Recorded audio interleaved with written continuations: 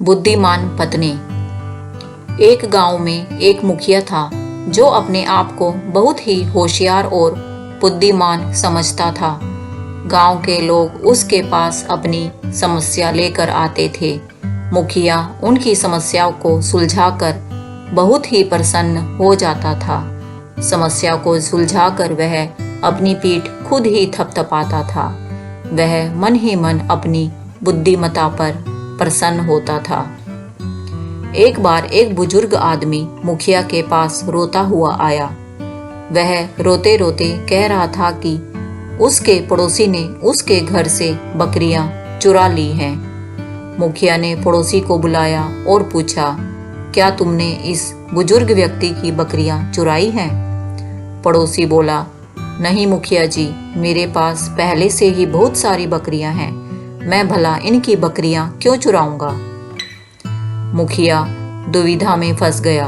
उसने समस्या को सुलझाने के लिए एक बहुत ही बेतुका सा उपाय निकाला। मुखिया ने कहा, आप दोनों को फैसला सुनाने से पहले मैं एक प्रश्न का उत्तर चाहता हूँ। आप दोनों में से जो इस प्रश्न का उत्तर मुझे देगा, मैं उसके हक में फैसला सुनाऊंगा। मुखिया ने दोनों से प्रश्न किया कि इस संसार में सबसे तेज चीज क्या है। प्रश्न का उत्तर न दे पाने के कारण दोनों वहां से उदास होकर चले गए। बुजुर्ग आदमी दिन भर चिंतित रहा। उसे प्रश्न का उत्तर नहीं मिल रहा था। बुजुर्ग आदमी की एक बहुत ही सुंदर और बुद्धिमान बेटी थी। उसका नाम रानी था। उसने अपने पिताजी की चिंता का कारण पूछा। बुजुर्ग आदमी ने अपनी बेटी को सारी बात बता दी। बेटी ने तुरंत उस उत्तर को अपने पिता के कान में फुसफुसाया। बुजुर्ग आदमी अगली सुबह मुखिया के पास गया। मुखिया बोला, क्या तुम्हें मेरे प्रश्न का उत्तर मिल गया? बुजुर्ग बोला, हाँ मुखिया जी, आपके प्रश्न का उत्तर है समय। क्योंकि हमारे पास यह कभी भी पर्याप्त नहीं होता है। यह हमेशा बहुत तेज चलता है। हम जो करना चाहते हैं उसे करने के लिए हमें कभी भी पर्याप्त समय नहीं होता है। बुजुर्ग आदमी का जवाब सुनकर मुखिया प्रसन्न हो गया और चकित भी रह गया। मुखिया ने शक जाहिर कर कहा, क्या तुमने खुद इसका उत्तर ढूंढा है या किसी ने तुम्हारी मदद की है? आपको यह उत्तर किसने बताया?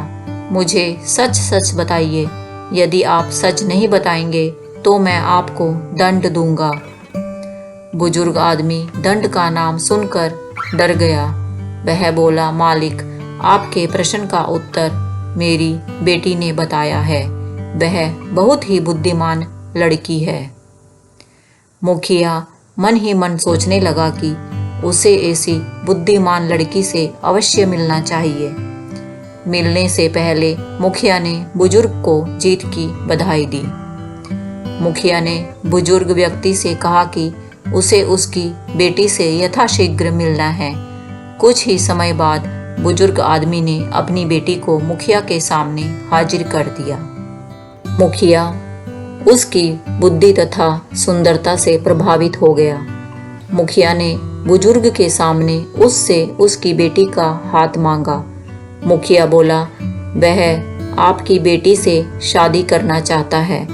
बुजुर्ग ऐसा प्रस्ताव सुनकर प्रसन्न हो गया। वह तुरंत इसके लिए राजी हो गया। वैसे तो मुखिया बहुत प्रसन्न था, मगर उसे ऐसी बुद्धिमान पत्नी होने की चिंता भी थी। वह यह नहीं चाहता था कि उसकी पत्नी उसके सामने लाई गई समस्याओं में हस्तक्षेप करे। मुखिया अपनी बुद्धिमत्ता का शोहरत किसी के साथ साझा नहीं करना चाहता था, यहाँ तक कि अपनी पत्नी से भी नहीं। वह लोगों से अपनी पत्नी के साथ तुलना नहीं करवाना चाहता था। मुखिया ने बुजुर्ग की बेटी से कहा, मेरे घर में सब कुछ तुम्हारा है। मेरे पास तुम्हारे लिए केवल एक नियम है नियम यह है कि मेरे सामने लाई गई समस्याओं में कभी भी खुद को शामिल नहीं करना है। यदि तुम इस नियम के खिलाफ जाओगी तो मैं तुमको तुम्हारे पिताजी के घर भेज दूंगा। मुखिया की पत्नी उसकी आज्ञा पर मुस्कुराई। काफी समय तक सब कुछ ठीक ठाक चलता रहा। मुखिया हमेशा की तरह लोगों की समस्या सुनते रहे और उसका हल निकालते रहे। एक दिन मुखिया ने अपनी एक पहेली 2 लड़कों को सुलझाने के लिए दिया, जो आपस में एक खेत के टुकड़े को पाने के लिए झगड़ा कर रहे थे। मुखिया की पत्नी को स्पष्ट पता चल रहा था कि खेत किस लड़के का था, क्योंकि जिस लड़के का खेत था वह अपने खेत के लिए ज्यादा चिंतित लग रहा था। मुखिया ने अपने आदत के अनुसार अजीब तरीके का हल निकाला। वह दोनों लड़कों को एक एक मुर्गी दिया और कहा, जो भी दोनों में से कल तक मेरे हाथ में मुर्गी का अंडा देगा वह खेत का मालिक होगा। मुखिया की पत्नी उस लड़के की मदद करना चाहती थी जो वास्तव में उसका मालिक था। वह जानती थी कि वह अपने नियम के विरुद्ध जा रही है, फिर भी वह गरीब की मदद करना चाहती थी। उसने उस लड़के को कहा, कुछ चावल मुखिया के पास ले जाओ, उनसे कहो कि आप इसे आज लगाइए ताकि सुबह मैं मुर्गी को खिलाने के लिए चावल ले जा सकूं। लड़का चावल लेकर मुखिया के पास दौड़ा। उसने ठीक वही कहा जो उसे बताया गया था। मुखिया उसका यह बर्ताव देखकर गुस्सा हो गया। मुखिया बोला, ऐसा करने के लिए तुम्हें यह किसने बताया? वह लड़का डरते हुए बोला, यह मेरे अपने शब्द हैं, मेरे अपने विचार हैं। मुखिया ने चेतावनी दी, यदि तुम सच नहीं बोल रहे हो तो मैं तुम्हें दंड दूंगा। लड़का रोने लगा। उसने मुखिया की पत्नी का नाम बता दिया। उसने कहा, मुखिया जी, आपकी पत्नी ने ऐसा करने के लिए कहा था। मुखिया क्रोधित होकर अपनी पत्नी को पास बुलाया और डांटा। मुखिया ने कहा कि उसने नियम को तोड़ा है, इसलिए अब वह अपने पिता के घर लौट जाए।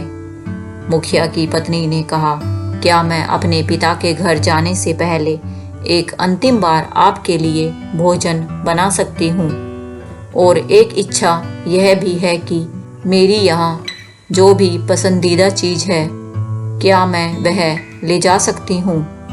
मुखिया ने कहा, हाँ ठीक है, जो चाहो बनाओ, जो चाहो ले जाओ, मगर आज की रात तुम्हारी यहाँ आखिरी रात होगी। मुखिया की पत्नी ने उसका पसंदीदा भोजन तैयार किया। उसने बड़ी मात्रा में ताड़ की शराब के साथ परोसा। भोजन समाप्त होने से पहले मुखिया बहुत नशे में हो गया और चुपचाप सो गया। पत्नी की योजना ने ठीक उसी तरह काम किया जैसा उसने आशा की थी।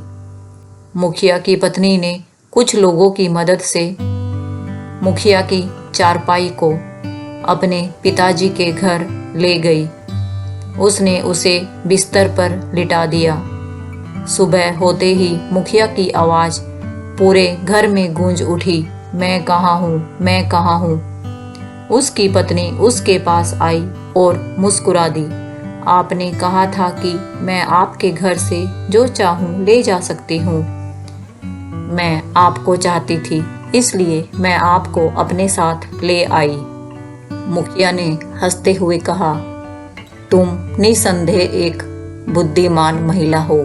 वह मुस्कुराया और अपने साथ घर लौटने को कहा। कोई मूर्ख ही होगा जो ऐसी पत्नी को घर से निकालेगा, इसलिए बुद्धिमान लोगों की हमेशा कद्र करनी चाहिए। बुद्धिमान लोगों से ईर्ष्या कर कटुता नहीं रखनी चाहिए। तो दोस्तों, कैसी लगी आपको आज की कहानी? अच्छी लगी है तो कमेंट करें, लाइक करें तथा मेरे चैनल में नए हैं तो इसे जरूर से जरूर सब्सक्राइब करें। धन्यवाद।